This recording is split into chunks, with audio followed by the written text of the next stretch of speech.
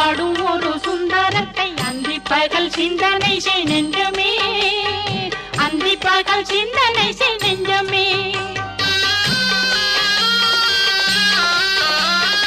ஆறெழுத்து மந்திரத்துள் ஆடும் ஒரு சுந்தரத்தை அந்தி பகல் சிந்தனை செய் நெஞ்சமே, அந்தி பகல் சிந்தனை செய் நெஞ்சமே.